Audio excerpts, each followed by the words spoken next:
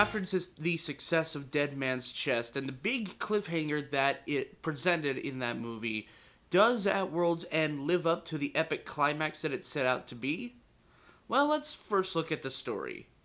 It picks up almost right where it leaves off a couple months later on the island of Port Royal, where we see a bunch of people being hanged by the neck until dead, including a little kid. Nice way to start a movie.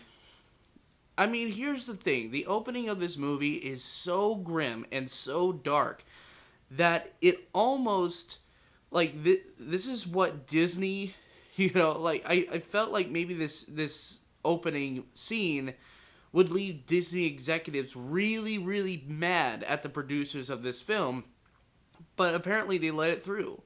It's actually a nice little mood setter, as it does kind of foretell the future events that is to happen. But it is really, really grim for a Pirates movie. I mean, granted, it's a Pirates movie. It can be as grim as it wants. I mean, granted, we had undead pirates. We have, fish people that can kill people, We have death all around. But in a sense, if the last movie was Empire Strikes Back, or Dead Man's Chest is the equivalent to Empire Strikes Back, then this one is certainly Return of the Jedi, but it is a little bit longer. This movie actually has one of the biggest production budgets of all time. $300 million it took to make this film, not including the marketing itself. And I have to say, on that big of a scale, it pays off mostly well. All the ship designs are really well done. I like the settings. I like the visuals of this film. This film is very beautiful to look at. There are certain parts where I could just take a frame of it, and it's so beautiful to look at. Now, let's talk about the story itself. So, it picks up, again, as I said before, a couple months after, where the crew, led by Captain Barbossa, who was teased at the end of the last film, is taking the group to China to get the map to get to the world's end, or the Davy Jones' locker, if you will. And this entire scene of Singapore, they're in Singapore in this scene. They meet Chow Yun-fat, who plays this pirate that we don't really get a lot to be had with the character, as he is killed off halfway through the film. But we do get to see the map, that has like all this stuff that guides you to the world's end, and a bunch of other different ancient treasures that actually get teased at the end of the film. And after that, they are on a quest to return to Jack and to reclaim him as a pirate lord. And why did they need him? Well, Lord Cutlet Beckett, at the end of the last one, has gotten the Davy Jones's heart. And as the mythos goes, whoever controls the heart controls the sea itself. And Davy Jones is one of the masters of the sea. So, with the power behind Lord Cutlet Beckett, he has been counting down and killing off all these different pirates and trying to kill every last pirate imaginable with the help of Davy Jones at his command. And so they need to gather up the 9 pirate lords in order to get to the pirate kingdom, to make an accord, to make, plans for an attack against the East India Trading Company, who has been taking out pirates left and right. And this movie is a bit too long to tell this story. I seriously think if you can cut out certain things, like Jack, making an egg on the pirate ship when we get to Davy Jones's locker. There's certain parts of this movie where I would say you could cut it to make it shorter, and that's one of the biggest problems I have with this film, is that it's the film itself is way too long.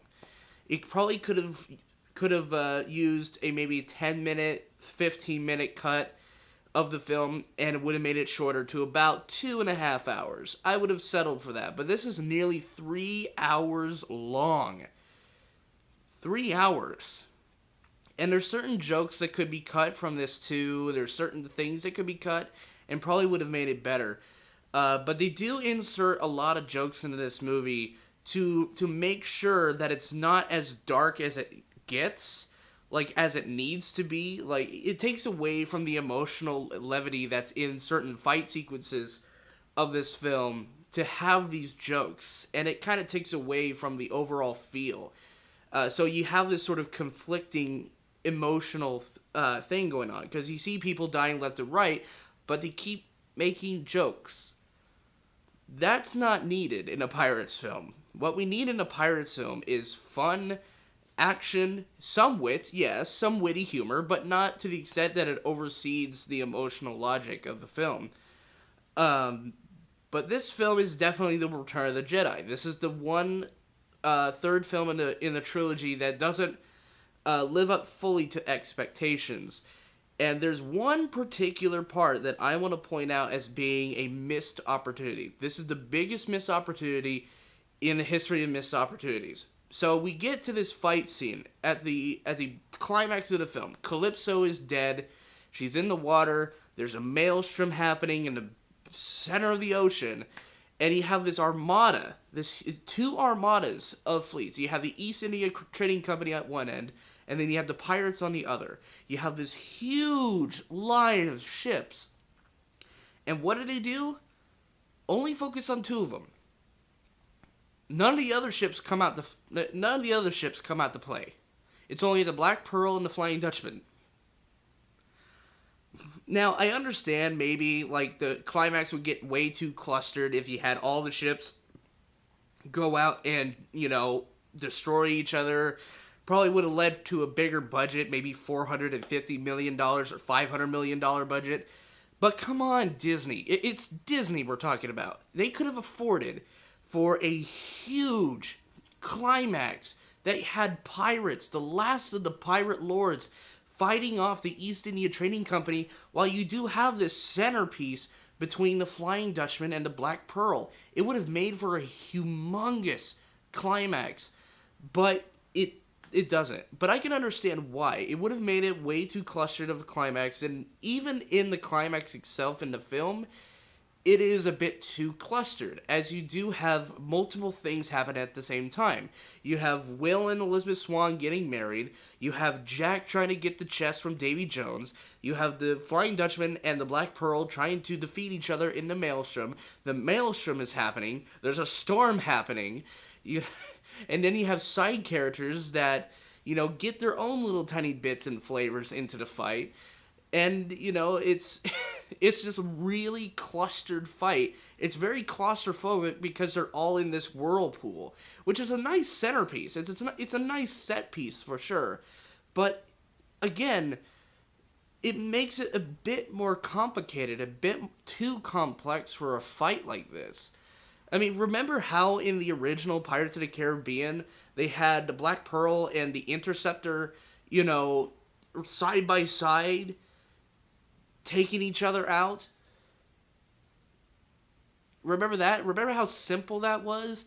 This makes it way too complex and way too clustered, I felt.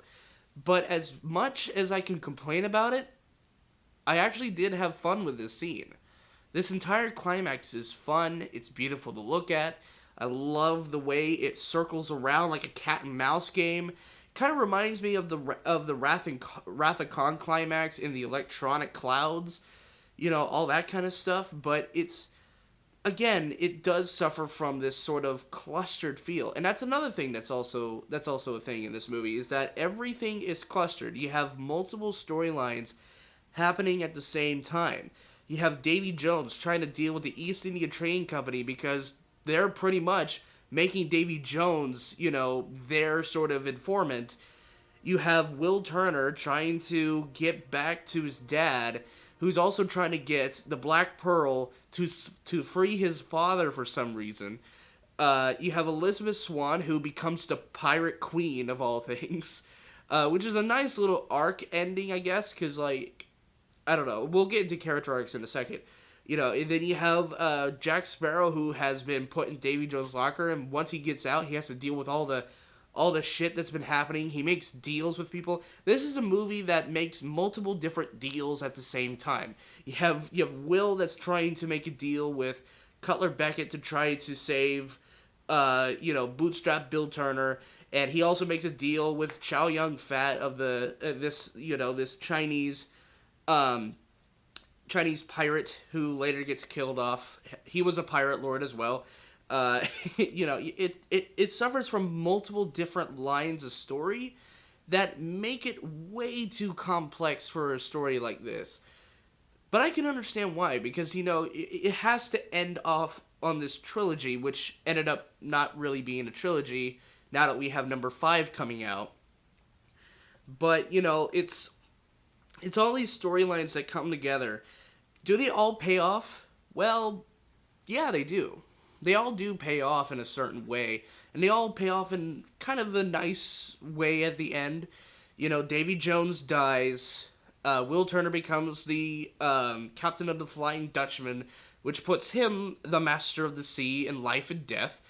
Elizabeth Swann becomes the pirate queen, which in the beginning she was kind of a damsel, but now she's just this powerhouse of a character. But after the pirate battle, she becomes the guardian of Will Turner's heart, and she controls the sea in this case. And then Jack Sparrow is left with a tiny little boat as the Black Pearl sails off, and Jack Sparrow goes off to find the Fountain of Youth, which is part of the 4th movie. And then the Cutler Beckett, he dies after the Flying Dutchman reemerges from the Maelstrom fight. Even Commodore Norrington, who had a minor role-ish thing in Dead Man's Chest, he fully pays off by, being the hero that Elizabeth Swann needed at the time, and he dies for it. So he risks his life to save Elizabeth Swann from the Flying Dutchman after her ship gets kidnapped, or not kidnapped, but captured by Davy Jones. So every single storyline does, pay off. It just feels way clustered. And maybe a longer running time could have helped, but then at the same time, I do feel it could have been shorter. So there is certain scenes I could have cut out of this film, and there could have been certain things I would have added to make it much more coherent, as the film is a bit clustered towards the midpoint and the climax. But once again, it does pay off in the ways that it needed to. It does pay off everything that the last 2 movies had been setting up, and it perfectly has a nice little tiny line at the end that leads right into Pirates of the Caribbean on Stranger Tides, which is a film we'll take a look at next week as we wrap up Pirates Month. So would I say that this is the worst Pirates movie? No, not necessarily. I mean, granted, you do have to sit through a lot to get through this film. There's a lot of storylines to follow, and there's a lot of things to pay attention to. But this film itself is very, it's very, it takes risks. This is a film that takes a lot of risks, and a lot of Hollywood blockbusters don't take risks nowadays. This one doesn't really feel that safe. They took the risk by having many different storylines, and all of them do pay off in a nice yet efficient way to make it, pay off. It's a very ambitious film, to be certain, but it does suffer from some problems, with the pacing, the runtime, certain jokes that don't land so well that probably could have been cut,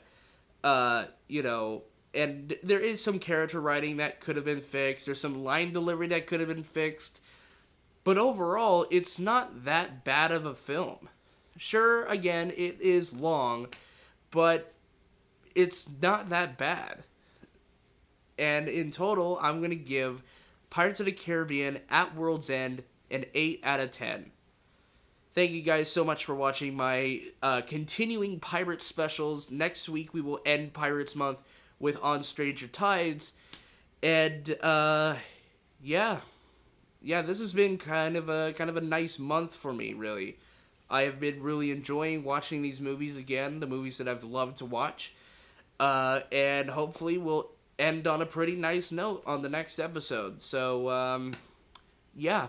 Yo ho ho, a pirate's life for me. My name's been Nicholas Jennings, and peace out.